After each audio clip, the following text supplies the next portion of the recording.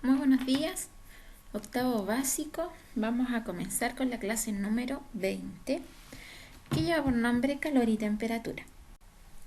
Es por eso que el propósito de esta clase entonces es comprender que calor y temperatura no son lo mismo, ¿ya? Pero que están estrechamente relacionados. Para comenzar necesitamos saber comprender tres conceptos. El primero de ellos es el calor. El calor corresponde al flujo de energía térmica, ¿ya? Que va desde un cuerpo de mayor temperatura a otro que va de menor temperatura. O sea que el calor se va a traspasar de un cuerpo a otro para poder igualar temperaturas. Ya se va desde el cuerpo que está que tiene más energía al que tiene menos energía, entonces se llega como a un equilibrio térmico. ¿Ya? El otro término es energía térmica. ¿Ya? ¿Qué es la energía térmica? Es la energía cinética total de las partículas de un cuerpo. ¿Ya? Ustedes saben que la energía cinética es del movimiento, ¿ya? Entonces tiene que ver con el movimiento entonces de las partículas que posee un cuerpo. Y obviamente el movimiento tiene que ver con el estado de la materia en que se encuentra.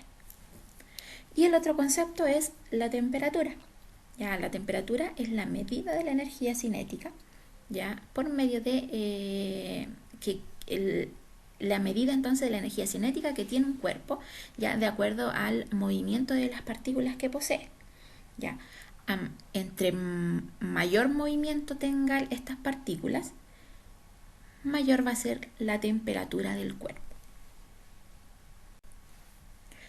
Por ejemplo, ese vaso de agua de ahí que se está tomando esa mujer puede tener la misma temperatura de ese lago que aparece en la foto de al lado, ¿ya? Pero en el caso del lago tiene mayor energía térmica. ¿Por qué? Porque posee más partículas. Tiene que ver con la cantidad de agua. Si ustedes se fijan, ese es un vaso de agua. No sé, un vaso de 400 mililitros, por ejemplo, en comparación a la cantidad de agua que está en ese gran lago que aparece en esa imagen. ¿Ya? Y si están a la misma temperatura, significa que se necesita más energía térmica en el agua del lago para igualar la temperatura que tiene ese vaso de agua. Para entender todo esto del concepto de temperatura necesitamos saber o hablar también del concepto de movimiento de las partículas, ¿ya? Y para entender el cómo se mueven las partículas tenemos que hablar de la teoría cinético-molecular, ¿ya? La teoría cinético-molecular tiene que ver con la energía cinética, ¿cierto? Como dice su nombre, con la energía del movimiento que poseen las partículas de un cuerpo. Y eso tiene que ver con el estado de la materia. Ya, como podemos ver aquí en la imagen, nosotros sabemos que en el estado sólido las partículas o las moléculas tienen un movimiento, solamente un movimiento vibratorio, ya, debido a que las partículas cuando están en estado sólido tienen gran fuerza de atracción, por lo tanto están pegaditas unas con otras y no hay espacio para que ellas puedan realizar otro tipo de movimiento. ¿Ya? Es por eso que generalmente los cuerpos que están en estado sólido no tienen una temperatura alta. Ya, como por ejemplo cuando nosotros tocamos la mesa en la que se encuentran ahora, ya la mesa está a una temperatura ambiente, o el hielo, por ejemplo, que está en estado sólido, está a una temperatura baja, ya, y eso tiene que ver obviamente con el tipo de movimiento que tienen sus partículas. Cuando nosotros hablamos de estado líquido, hay un mayor movimiento, ¿cierto?, de estas partículas. Por lo tanto, la energía, ¿cierto?, la energía que tienen estas moléculas es mayor, ¿ya? Tiene un poco menos de energía de atracción entre las moléculas, pero tienen un movimiento, ya se mueven, porque hay espacio entre ellas, ¿ya? Y en el caso del estado gaseoso, ¿ya? el movimiento es mucho mayor y mucho más alocado. Ya chocan constantemente entre sí, por lo tanto el movimiento tampoco es uniforme, sino que andan disparadas para todos lados. ¿Por qué? Porque no tienen fuerza de atracción y eso significa que siempre van a tender a ocupar el mayor espacio que tengan disponible. Entre más espacio, más se separan las moléculas. ¿Ya? Por lo tanto, hay un mayor aumento y eso tiene que ver, por ejemplo, la evaporación. Ya cuando está el agua, ¿cierto? Está hirviendo, pasa a estado gaseoso debido a la temperatura que alcanzan entonces las partículas o más bien dicho la temperatura que alcanza la materia, ¿cierto? Lo que provoca que ese aumento de temperatura hace que las moléculas entonces se muevan con más energía.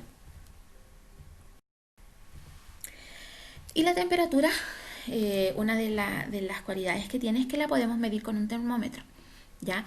Y existen diferentes tipos de termómetros, ¿ya?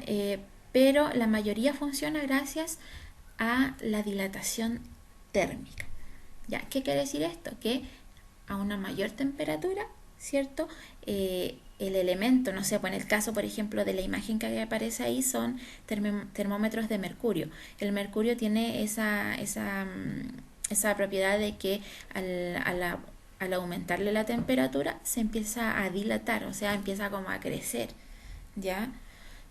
Dice ahí que para asignar un valor numérico a la temperatura se emplean escalas termométricas. Ya en el caso de nosotros utilizamos la escala Celsius, ya los grados Celsius, pero también existen los grados Kelvin y los grados Fahrenheit. Ya cuando nosotros estamos a 0 grados Celsius, podríamos decir que sería, como aparece en la imagen, 273 grados Kelvin. Y en el caso de Fahrenheit son 32 grados Fahrenheit. O sea, 1 grado Celsius equivale a 32 grados Fahrenheit y a 273 grados Kelvin. Nosotros, si tenemos un problema o tenemos que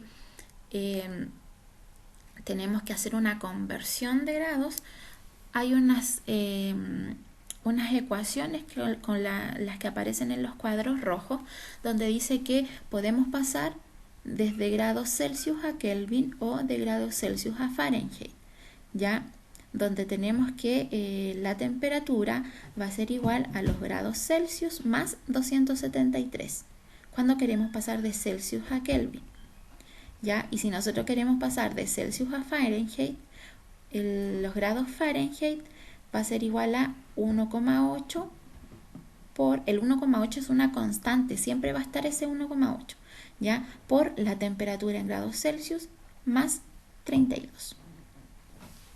Esa es la forma como de hacer una conversión, ¿cierto? De una escala termométrica a otra.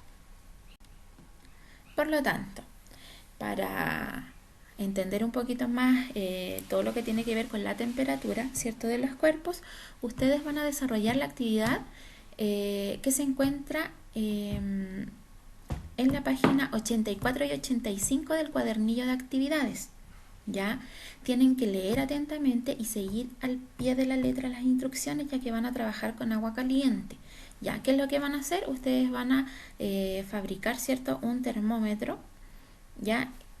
Van a experimentar lo que ahí dice, ¿cierto? Tienen que seguir las instrucciones, les digo nuevamente, al pie de la letra, y luego van a contestar las preguntas que allí aparecen. Recuerden que tienen que anotar al principio de la actividad el número de la clase ahí en el cuadernillo para después mandar las imágenes como evidencia.